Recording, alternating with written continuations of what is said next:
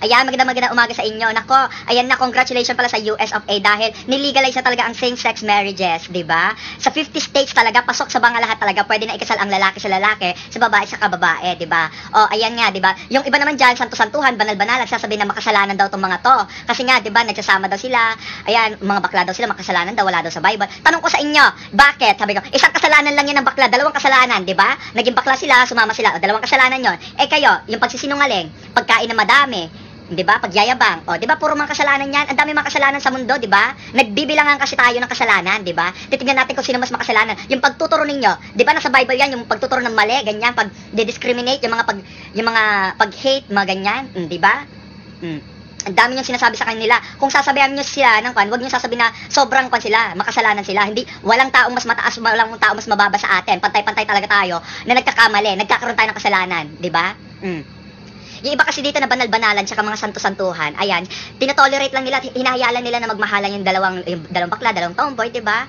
Pero pag yung ikakasal na ayaw na nilang suportahan, nandyan na sila, nag-welga na sila, dami na nilang sinasabi. Diba, hinahayaan ninyong mahulog sila sa isa't isa, tapos ngayon, pag gusto na nila magsama, diba, ayaw nyo na. Tsaka ang problema kasi, bakit kasi kailangan ng mga bakla ang mag-marriage, ganyan, same-sex marriage na ganyan, bakit kailangan ikasal?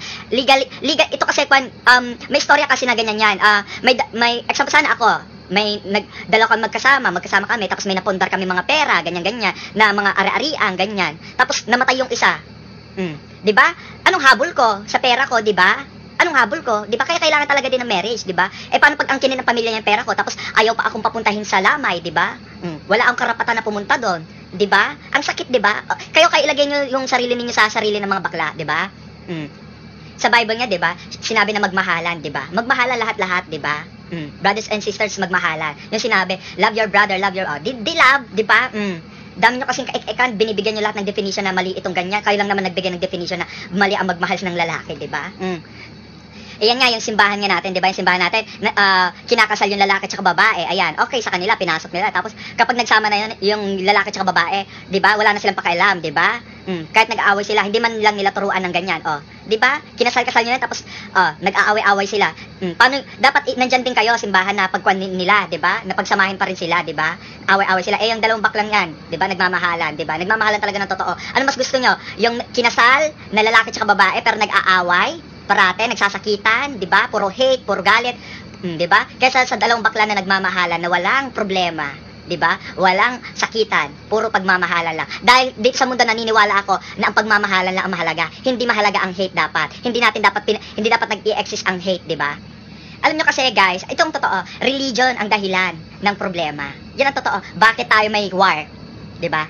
Dahil sa religion. Bakit tayo may mga hidwaan, may mga division dito sa mundo, 'di ba? Dahil sa religion, 'di ba? Bakit may tayo hate?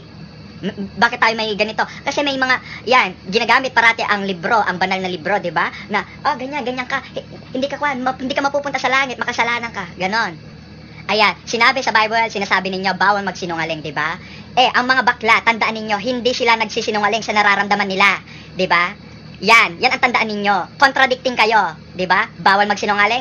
Eh ito, ina-express lang ng mga bakla kung ano ang nararamdaman nila, ano ang totoong nararamdaman nila. Dahil sa mundong ito, kailangan natin ng katotohanan at hindi natin kailangan ng kasinungalingan. Thank you. At sinasabi na iba diyan na mga bakla ay mapupunta sa impyerno dahil makasalanan sila. Okay lang na mapunta kami sa impyerno. At least, nagbigay kami ng katotohanan, nagbigay kami ng kasiyahan, nagbigay kami ng pagmamahalan sa kapwa, nagbigay kami ng respeto. Ganyan ang mga bakla. Gagawin ang lahat. Kahit mapunta kami sa impyerno, at least, na-save kayo. Na-save kayo na hindi maging malungkot, hindi makagawa ng kasalanan. Kami na lang ang mapupunta dahil mahal kayo ng mga bakla. Maraming salamat po. Ganyan ang bakla. Nagsasacrifice para sa humankind. Maraming salamat po. Thank you!